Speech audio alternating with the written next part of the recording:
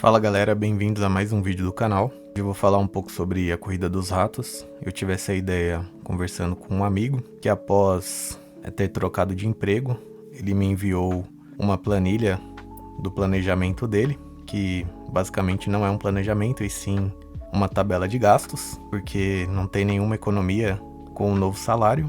E eu já estava querendo fazer um vídeo sobre isso e agora tendo dados reais de alguém próximo ficou muito mais fácil. Então vamos lá. A corrida dos ratos é definida como podemos ver aqui nessa imagem, que retrata bem a situação. Então a pessoa trabalha, espera o salário para pagar as contas, aí ela fica sem dinheiro, aí tem que trabalhar mais para esperar o próximo salário para poder pagar as próximas contas e fica nesse ciclo infinito. E como que esse meu amigo ele entrou nessa corrida dos ratos? Basicamente ele vivia com os pais dele na periferia, aqui próximo da minha casa, e ele tinha um salário de aproximadamente 4 mil reais na época. Líquido ficava uns 3. Ele não pagava aluguel, devia dividir ali algumas contas de água e de luz, que começaram a ser cobradas recentemente. Antes era tudo sem regularização, então podemos colocar assim que era grátis. E então ele tinha ali mais ou menos uma renda de R$ 2.500, R$ 2.600 livre todo mês para ele. E aí ele ficou nesse trabalho cerca de 3 anos e meio. Então, fazendo as contas aqui, dá aproximadamente 36 mil reais por ano, vezes 3, 100 mil. Vamos colocar ali uns 110, 120 mil reais em 3 anos e meio de trabalho. Recentemente ele entrou na faculdade, e aí com essa faculdade ele começou a estudar para entrar em um novo emprego, como concursado, e a renda dele simplesmente triplicou. Então ele passou de 3 a 4 mil reais ali mensais para 10, fica com um valor líquido aproximado de 7.500, como a gente pode ver aqui na distribuição da planilha. Então, ele tem uma entrada de R$ 7.500 todo mês, R$ 5.800 já estão comprometidos com as despesas fixas, já que ele teve que comprar algumas coisas para onde ele foi morar. Eu acho que é importante destacar aqui também que ele primeiro morava com os pais dele, depois foi morar próximo à faculdade pagando um aluguel ali de mais ou menos R$ 1.000. E agora ele aumentou esse padrão e foi morar em um outro bairro, que é mais próximo ainda da faculdade, pagando um aluguel de R$ 1.400. Os outros itens são necessários, como a internet, não tem como viver sem internet hoje em dia, principalmente para quem estuda, precisa para fazer algum trabalho, fazer alguma pesquisa, que é o caso dele. A luz e a água aqui não estão inclusos, então é pago à parte. Ele acabou esquecendo de colocar o custo da água aqui na planilha, mas é algo aí que também tem um impacto muito grande no nosso dia a dia. Agora as outras coisas já são mais variáveis. Então, mercado é necessário, só que nem todo mês você vai gastar a mesma coisa. Sempre tem alguma coisa ali que você repõe menos do que outras, como produtos de limpeza, apenas um exemplo aqui. Transporte depende de quanto ele vai para o trabalho e para a faculdade durante o mês. Caso ele vá apenas para o trabalho, ele vai gastar uma quantidade, e durante o período letivo ele vai gastar um valor menor, porque ele precisaria ir apenas para o trabalho, e isso encurtaria muito o deslocamento que é feito quando ele precisa trabalhar e estudar no mesmo dia. Almoço no trabalho é algo que não necessariamente ele precisa fazer, uma escolha dele. O notebook para estudar é importante, então vou deixar aqui como algo essencial, mas uma hora ele vai acabar de pagar, então vai sobrar ali mais R$ 500 todo mês. E aí tem alguns pontos aqui que me chamaram a atenção. Então ele colocou aqui embriaguez R$ 400, né? Então provavelmente aí, como eu conheço ele, é mais para lazer, não propriamente para se embebedar. E aí teve uma outra coisa que me chamou a atenção também. Eu vou deixar um print aqui da nossa conversa no WhatsApp, onde eu perguntei para ele, falei para ele, as suas contas estão aproximadamente aí em R$ 6.000 por mês, e onde que estão os valores que estão sobrando, né? Então, aqui tá 5.800, sobraria ali aproximadamente R$ 1.700 para ele todo mês, e esse dinheiro simplesmente não existe no cálculo dele, né? As economias dele aqui estão zeradas, e ele me respondeu dessa forma, falou que a cachorrada custa caro, e ele precisa consumir esse dinheiro restante saindo. Então, se a gente usar ali tanto os R$ 1.700 que estão sobrando para cachorrada e mais os 400 de embriaguez, dá aproximadamente 30% da renda dele somente para lazer, né? Então, seria algo ali que ele precisaria para poder começar a pensar em sair da corrida dos ratos, mas não. Ele começou a ganhar mais, aí ele quer simplesmente torrar toda a grana dele. Não que ele seja obrigado a não gastar, ele faz o que ele quiser com o dinheiro dele. Mas eu tenho uma renda aproximada a dele, o meu líquido é menor, mas mesmo assim eu consigo juntar um dinheiro todo mês. Eu pretendo trazer um vídeo mais pra frente falando mais sobre isso. E em outra conversa que nós tivemos, ele disse que ele gostaria de também financiar um apartamento. E essa conversa já faz mais ou menos uns 6 meses. E agora que as regras da Caixa mudaram, então vendo aqui no G1, os financiamentos com recurso do FGTS, por sua vez, sempre foram restritos a apenas um contrato de crédito ativo. Então, houve uma redução das cotas do financiamento.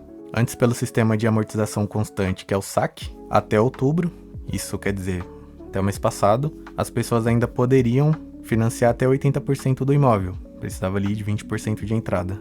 E com a nova regra, agora precisa de uma entrada maior, 10% a mais. E isso implica que agora ele só pode financiar 70% do valor total do imóvel. E já pelo sistema Price, o banco passará a financiar até 50% do valor do imóvel, e que antes era 70%. Ou seja, hoje ele vive aí em um apartamento que custa aproximadamente R$200 mil, pagando esses R$1.400 de aluguel. Fazendo uma conta rápida aqui, antes ele precisaria de R$40 mil para dar de entrada, e agora ele vai precisar de R$60 mil para fazer a entrada do mesmo apartamento. Então isso já dificulta bastante, porque ele poderia ter ficado com os pais dele até ele conseguir juntar esse dinheiro.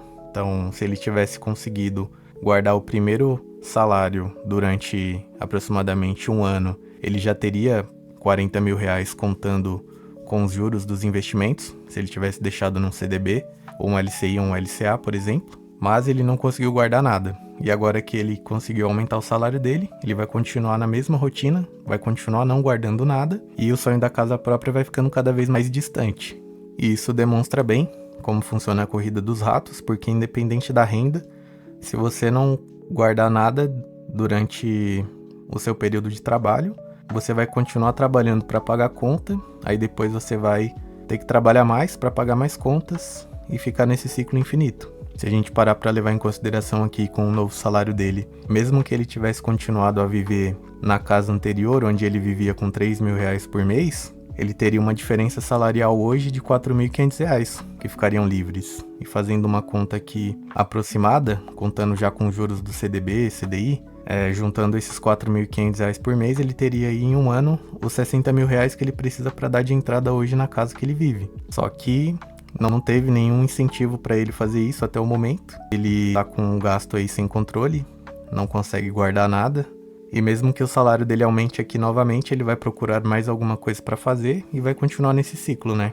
Então, esse vídeo aqui para deixar claro que não é uma crítica, não tentei convencer ele de fazer o contrário para ele não gastar nada, mas fica aqui de exemplo como funciona na prática uma pessoa que tá próxima a você, que pode estar vivendo dessa forma, ou até mesmo você, né?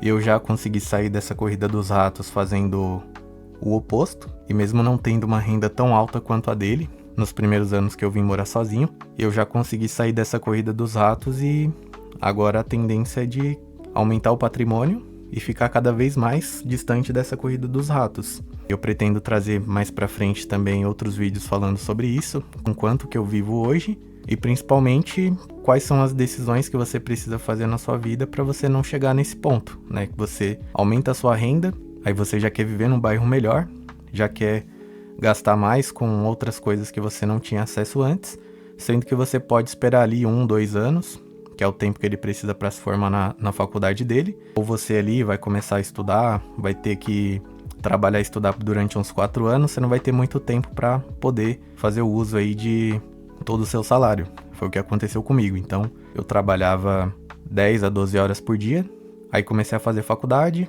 não tinha tempo para gastar o dinheiro, então isso me ajudou bastante a conseguir guardar o dinheiro para eu poder ter esse incentivo de economizar, né? Então, como ele já tem uma rotina um pouco diferente da minha, ele trabalha menos, tem mais tempo para ele poder fazer essas coisas, então fica mais suscetível a você querer gastar o dinheiro para ocupar esse tempo ocioso. Já no meu caso eu não tinha tempo ocioso, e isso facilitou muito para eu conseguir guardar dinheiro e chegar no atual momento da minha vida.